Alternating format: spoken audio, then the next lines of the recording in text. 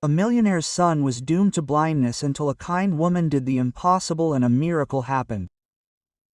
What happens when a millionaire's blind child regains sight thanks to a simple cleaning lady? This story began with the despair of a father who spent a fortune on his son's treatment, but a miracle came from an unexpected source. It's about a boy who lived in the darkness of a luxurious mansion until a modest woman taught him to see the world with his heart. This is a story about how sometimes the most important discoveries are made not in laboratories, but in the kitchen, where herbal infusions are brewed according to grandmother's recipes, and about how pride can blind you more than any illness. Before we begin, let us know in the comments what part of the world you're watching from today. Dad, what are the stars? Asked 8-year-old Gabriel Montenegro, turning his face to the window, where the night stretched out. Alejandro Montenegro, one of the richest men in Mexico, felt a familiar pain in his chest. How do you explain to a blind child something that can only be seen? Stars are tiny lights in the sky, son. They shine in the darkness and show travelers the way. And will I ever see at least one star? Alejandro clenched his fists. The boy had asked this question every evening for the past 3 years, and each time, his father gave the same answer. You will see, son, you will definitely see. But deep down, he knew the truth. Gabriel was born with a damaged optic nerve. The world's best doctors from Switzerland, Germany, and the United States were unanimous. The case was hopeless. Surgery was impossible. His vision could not be restored. The Montenegro mansion in a prestigious area of Mexico City resembled a palace. Marble floors, crystal chandeliers, paintings by great masters on the walls. All this splendor was inaccessible to a boy who knew his home only by touch. Señor Montenegro, the manager, Jose, entered. Dr. Muller from Zurich has arrived. Excellent. Take him to the medical room. The mansion was a veritable mini-clinic with the latest diagnostic equipment. Over 8 years, Alejandro had spent over $5 million on his son's treatment. Dr. Stefan Muller, Europe's leading ophthalmologist, examined Gabriel using the latest equipment. The boy sat motionless, accustomed to endless examinations.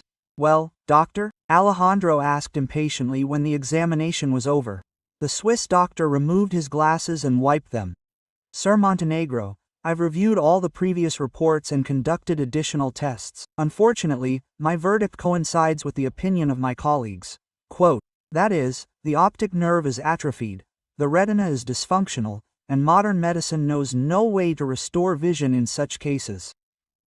But there must be new methods. Stem cells, gene therapy. All of this is still in the experimental stage, and even if successful, results will take many years. Alejandro felt another hope crumble. He saw the doctor off and returned to his son, who was sitting at the piano in his room. Gabriel was playing a sad melody. Music was his way of expressing feelings he couldn't put into words. Son, his father called. Daddy, that doctor also said I won't see. Alejandro sat down on the bench next to his son. He said he didn't know a way yet, but we're not giving up. I'll find someone who can help. And what if no one helps? Don't say that. We have money, connections, opportunities. I won't stop until you see the light. The boy nodded, but his father noticed he no longer believed in the promise as much as he once did. That evening, Alejandro sat in his office, researching new clinics and doctors. Medical reports in various languages lay on the desk, along with treatment bills and contacts of medical luminaries. He had built a business empire from scratch and become one of the most influential people in the country, but compared to his son's blindness, all his achievements seemed insignificant. Quote, Sir, the housekeeper, Dona Carmen, entered the office. Is the boy all right? Another failure, Alejandro replied wearily. The doctor from Switzerland can't do anything either. Perhaps we should turn to other methods? What other methods? I've already tried everything, from traditional medicine to alternative methods. I mean faith, prayer. Alejandro looked skeptically at the elderly woman. Dona Carmen, I respect your beliefs, but miracles only happen in fairy tales. What if not? What if we're simply looking in the wrong places? After the housekeeper left, Alejandro sat in the office for a long time. The lights of the night mech burned outside the window, millions of lights that his son had never seen. The next morning, he called his assistant. Quote, Roman, find me information about a clinic in Singapore. There's a Japanese doctor working there who supposedly has succeeded in curing blindness. I'm already looking, sir. Alejandro didn't know that very day a woman would come to his house who would change everything. Not a doctor with diplomas and regalia, but a simple cleaning lady with a kind heart and ancient knowledge. While he was planning another trip to see his beloved specialists, fate was preparing a meeting that would show him that the most important miracles happen not in operating rooms, but in places where love and faith reign. Meanwhile, Gabriel sat in the mansion's garden, listening to the birds singing. He didn't see how beautiful the morning light was, how the sun's rays played among the leaves, but he felt the warmth of the sun on his face and knew that somewhere out there, in a world inaccessible to him, there was beauty. Quote, Dad, he said when Alejandro came out to him, can we not go to the doctor's today? Can we just stay home? Of course, son, we'll stay home today. Alejandro didn't know that this would be his son's last day living in complete darkness. Tomorrow, Doña Emilia would enter their home, and a story would begin that would upend their entire understanding of the possible and impossible. Quote, Sir Montenegro, the new cleaning lady has arrived, Doña Carmen announced as she entered her master's office. Alejandro didn't look up from his computer, where he was researching a clinic in Tokyo. Okay, explain her duties and show her around the house. She's special. Quote, Sir, Doña Carmen said, showing her around the house. He didn't care who cleaned the house, as long as the job was done well. Right now, all his thoughts were occupied with finding a new doctor for Gabriel. Doña Emilia Vasquez turned out to be a woman of about 60, with kind, wrinkled hands and a smile that radiated warmth. She was petite, wearing a simple black dress, but she held herself with dignity. Quote, Welcome to our home, Doña Carmen said, leading her through the rooms. There's a lot of work, but the pay is good. Thank you for the opportunity, Emilia answered in a soft voice. Are there any children in the house? One boy, 8 years old. Gabriel. But he's been blind since birth. Poor child. Where is he now? Usually sits in the music room or in the garden. He loves to listen to sounds. Emilia nodded and got to work. She washed the floors, wiped the furniture, tidied up, but when in the afternoon she heard the sounds of the piano, she put down the mop and followed the sound. In the music room, a thin boy with dark hair sat at the piano. His fingers glided over the keys, producing a sad melody. Quote, You play beautifully, Emilia said from the doorway. Gabriel abruptly stopped playing and turned towards the voice. Who's here? I don't know you. My name is Doña Emilia. I'm the new cleaning lady. And you, I suppose, are Gabriel. Yes, and you won't leave like everyone else. What do you mean, like everyone else? Well, everyone talks to me pitifully or tries to ignore me altogether, and then they quit or get fired. Emilia came closer and sat down on a chair next to the piano. And I don't pity you. You're just a boy who can play music. Really, you don't pity me? Really? I pity those who can't listen to music, but you hear it better than many sighted people. Gabriel smiled for the first time in many days. What else can you do besides cleaning? Cook, tell stories, distinguish herbs, and I can also listen to the world. How do you listen to the world? And you close your eyes. Emilia fell silent and laughed. Sorry, she said stupidly. It's okay, I'm used to such phrases. Then just listen to what you hear right now. Gabriel concentrated. The ticking of the clock in the hallway, the noise of cars outside the window, the singing of birds in the garden. And also your breath and smell. You smell of cinnamon and roses. Correct. This morning I was making cinnamon cookies and picking wilted roses in the garden. See how much you can learn without your eyes. No one has ever explained it to me like this. Now touch my hands. Gabriel held out his palms, and Emilia took them in hers. What do you feel? Your hands are rough, but warm. There are small scars on your fingers. You've worked a lot with your hands. All your lives, these hands have washed, cooked, cared for the sick, raised children. Every scar is a story. You will definitely tell me these stories. But not today. Today I have to finish cleaning. Will you come tomorrow?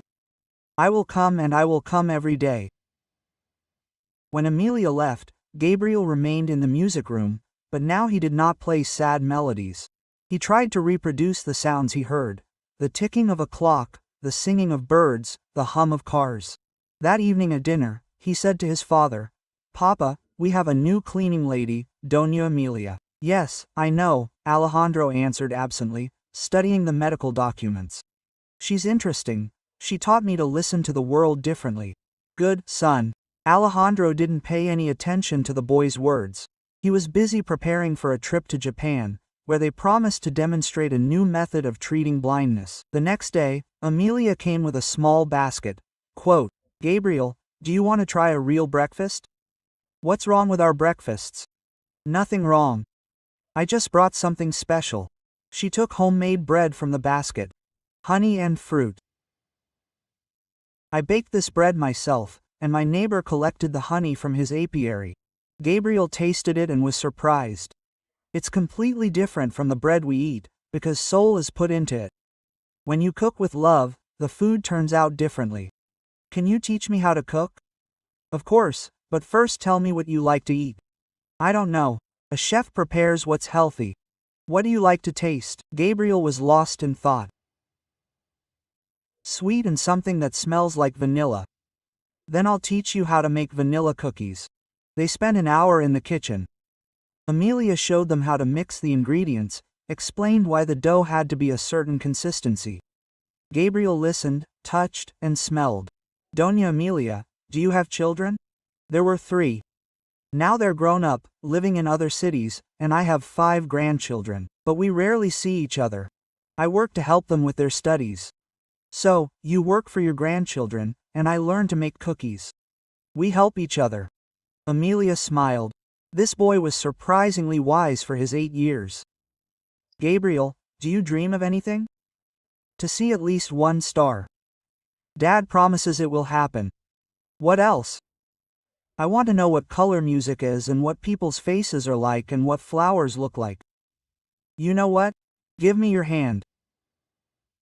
Amelia took his hand and put it to her face. "Here's my face. What do you feel? The wrinkles around my eyes, the soft skin, the smile. Now imagine that my face is a map of my life.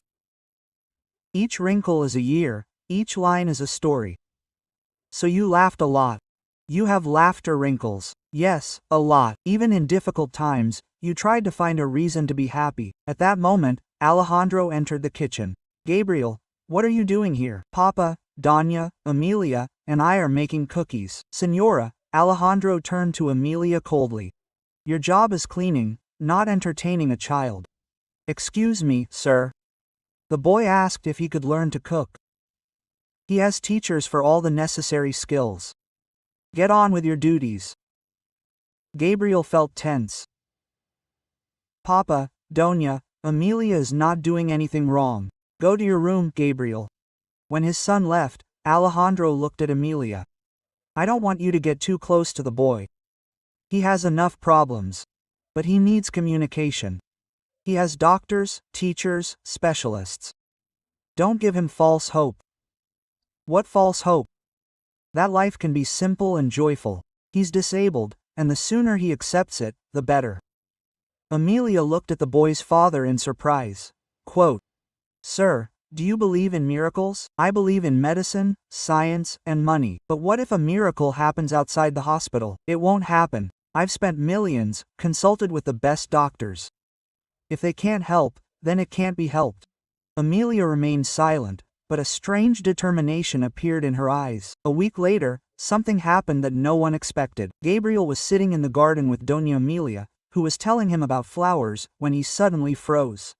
Quote, "Doña Amelia, what is this? What exactly is this, little one?" "I see a spark, a tiny spark of light." Amelia tensed. "Where do you see it?" "There." He pointed toward the fountain. As if a little star were dancing. "Gabriel, are you sure?" "I'm sure, I really do see something." Amelia took the boy into the house and immediately called Dana Carmen. "We need to tell Señor Montenegro urgently." Alejandro rushed home from the meeting and immediately called the family doctor. Dr. Ramirez examined Gabriel and shook his head. There's been no change in the condition of his eyes. Perhaps it's just his imagination or wishful thinking. But I really saw a spark, the boy insisted. "Son, the doctor is right. Sometimes the brain creates illusions. This isn't an illusion, Dad." But Alejandro was skeptical. He'd hoped and been disappointed too many times. However, the next day, Gabriel again claimed to see light. "Doña Amelia has more sparks today, and they're different sizes. Can you show me where they are?" The boy pointed precisely at the window where the sunbeams were playing, then at the chandelier, then at the table lamp. "Gabriel, what else do you see?" "Shadows, big shadows. They move. That's you and me, little one, our silhouettes." "Really? And what kind of shadow am I?" "Small and thin, and I'm big and round." Gabriel laughed. "So I see you. For the first time in my life, I see a person." Amelia felt her breath catch. Could a miracle really be happening? After a few days, the boy began to make out the outlines of objects. He could point out where a chair was, where a picture hung, where a book lay. Quote, "Papa," he said at dinner, "I see your face. It's big and sad." Alejandro dropped his fork. "What did you say?" "I see your face and the face of Dona Carmen and Doña Amelia." Quote, "It's impossible," his father whispered. He called the doctors again. This time 3 specialists arrived. They conducted a full examination and were stunned. Quote, "Sir Montenegro, we can't explain this," said Dr. Ramirez. "By all indications, it's the optic nerve, but the child actually sees something. How is this possible? We don't know. Perhaps there was regeneration of the nerve tissue, but science hasn't heard of such cases. Or maybe there was a misdiagnosis. Out of the question. We have X-rays and tests from 8 years ago." Alejandro was at a loss. All his medical notions were crumbling. Meanwhile, Gabriel's vision was improving every day. At first, just light and shadow, then contours, then colors appeared. Quote, "Days, Amelia," he exclaimed one morning. "I see yellow." "What is that?" "It's a ray of sunshine, little one." "And what is that red?" "Roses in a vase. They are beautiful. Very beautiful." "What color are your eyes?" "Carrier, brown like chocolate, and mine are dark blue, like the evening sky." The boy touched objects and compared them with what he saw. The world was opening up to him anew, bright, colorful, amazing. But the most amazing thing happened 2 weeks later. Gabriel saw clouds. "Doña Amelia, what is that white and fluffy thing on the blue?" "Those are clouds in the sky. How beautiful they are. They are like music, only visible." Amelia burst into tears of happiness. The boy was not only gaining physical sight, he was discovering the beauty of the world. "Gabriel, do you want to see the stars?" "I really want to, but Daddy said they are only visible at night." "Then tonight we will go to the garden." When it got dark, Amelia took the boy to the terrace. The sky was clear, the stars were shining brightly. "Well, do you see?" Gabriel raised his head and froze. Then he quietly whispered, I see the stars. They are like diamonds on black velvet. And the brightest one over there is Venus. She is beautiful." "Papa, Papa," the boy cried. "I see the stars." Alejandro ran out onto the terrace and saw his son looking at the sky with his sight. "Dad, you promised I'd see at least 1 star, but I see thousands." Alejandro hugged his son and also began to cry. For the first time in 8 years, he cried from happiness, not pain. News of Gabriel's miraculous recovery quickly spread throughout Mexico City. Journalists besieged the mansion, doctors demanded an explanation, and business partners peppered Alejandro with questions. Quote, "Tell me, Señor Montenegro, which clinic helped your son?" asked a TV reporter. "It's the result of complex treatment," Alejandro answered evasively. "Is it true that you spent millions on an experimental therapy in Switzerland?" "We use the most advanced methods." Alejandro couldn't tell the truth that the miracle happened thanks to a simple cleaning lady. That would have ruined his reputation as a successful businessman who buys everything with money. Meanwhile, Gabriel spent every day with Dana Amelia. She showed him the world, explained colors, taught him to distinguish shades. Doña Amelia, why does Papa get angry when he sees us together? I don't know, little one, maybe he thinks I'm taking away his time with you. But you're not taking it away. You give me sight. God gives sight, Gabriel, and I simply help your eyes open. And how do you do that? Amelia thought for a moment. She honestly didn't know what exactly was helping the boy. Maybe the herbal tea she made him every morning, or the temple massage with aromatic oils. Or maybe just faith and love. I'm not sure. My grandmother used to say that sometimes illnesses go away when a person feels loved. So you love me then? Of course, little one, like my own grandson. At that moment, Alejandro entered the room. Gabriel, doctors from an American clinic have arrived to see you. They want to examine you. More doctors, but I can see just fine. I need to make sure the improvement is stable. Will Doña Amelia come with me? No, these are medical procedures. After the boy left, Alejandro was left alone with Amelia. We need to talk. Yes, sir. I know you're doing something with my son, some folk remedies. I only talk to him and give him herbal tea. Stop this immediately, but his vision is improving. His vision is improving thanks to the previous treatment. The effect of the Swiss procedures was delayed. Amelia looked at him in surprise. Do you really believe this? I don't believe in fairy tales about miracles. There is science, there is medicine. And if science is wrong, science is not wrong. My son is recovering because I spent a fortune on the best doctors in the world. Amelia understood that Alejandro could not accept that the miracle did not happen thanks to his money. Señor, why is this so important? What exactly? Who helped Gabriel? The main thing is what he sees. Because I am his father. I have to save him, not some cleaning lady. He stopped talking. I didn't say it, but we thought it. Alejandro turned away. Amelia was right, but admitting it meant admitting defeat. Quote, starting tomorrow, you won't talk to Gabriel, he said, only cleaning. And if the boy is upset, he'll get over it. But Gabriel wasn't just upset, he fell into despair. When Amelia stopped talking to him, his eyesight began to deteriorate. Quote, Doña Amelia, why are you avoiding me? He asked when he met her in the hallway. Your dad doesn't want us to talk. But why? I don't know, baby. Can I come to your kitchen? Secretly. Amelia hesitated, but couldn't refuse. Okay, but only for a little while. They met secretly, in the kitchen, in the garden, in the pantry. Amelia continued to give the boy herbal tea and talk about the world. Gabriel, what will you tell Papa if he finds out about our meetings? I'll tell you the truth, that you helped me see the world. And if he gets angry, then I'll leave with you. What? If Papa fires you, I'll go live with you. You said you loved me like a grandson. Amelia was touched. Baby, you can't leave your father. He loves you, but he doesn't believe in miracles. And I want to live in a world where miracles are possible. A few days later, Alejandro found them together in the garden. Gabriel was showing Amelia a butterfly he'd never seen before. Quote, what's going on here? Their father barked. Dad, look at this beautiful butterfly. I forbade you to communicate with this woman. But why is she kind? Go into the house immediately. When his son left, Alejandro turned to Amelia. You are fired, don't come tomorrow. Sir, wait. Enough. You are turning my son against me. I help him see.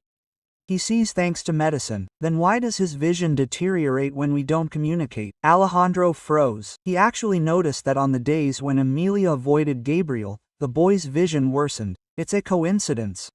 What if it's not? But Alejandro was no longer listening. His pride was stronger than his mind. Amelia didn't show up for work, and Gabriel fell into a real depression. He stopped playing the piano, refused to eat, and most importantly, his vision began to deteriorate rapidly. Quote, Dad, where is Doña Amelia? He asked every day. She doesn't work for us anymore. Why? Because I decided so. But I want to see her. Enough of the whims. A week later, Gabriel was almost blind. He could only distinguish bright light and shadows. "Doctor, what's going on?" Alejandro asked Dr. Ramirez.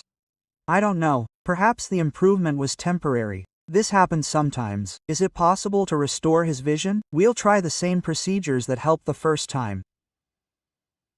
But there were no special procedures. The doctors were as confused as the parents.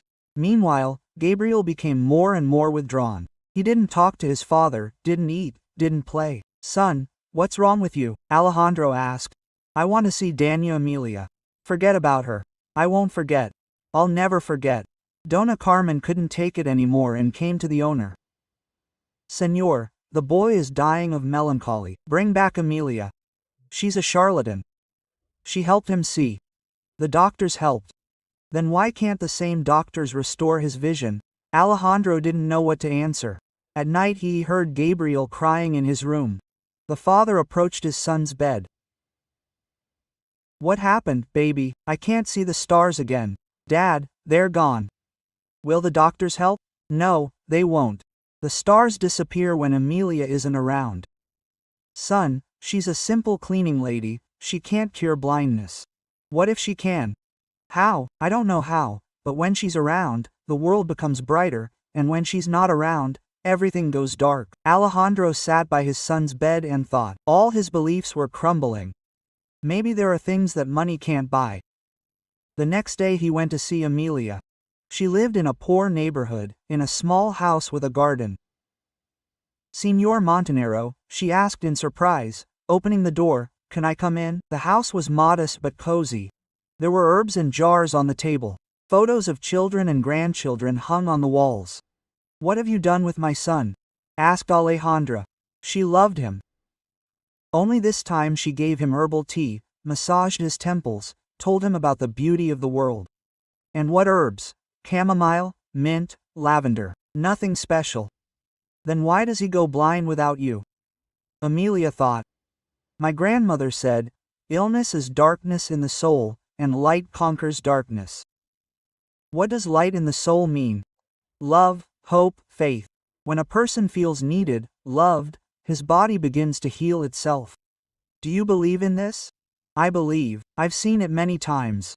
Alejandro was silent for a long time, then quietly said, "Come back, please. And you will not interfere with my communication with Gabriel?" "I will not, but on one condition." "What is it?" "Teach me to give him this light too." Emilia smiled. "It's easy, sir. Just love him not because he is your son, but because he is." When they returned to the mansion, Gabriel was sitting in the garden and crying. Hearing a familiar voice, he raised his head. "Doña Emilia, I'm here, baby. I knew you'd come back. I believed." He rushed to her, and at that moment a miracle happened.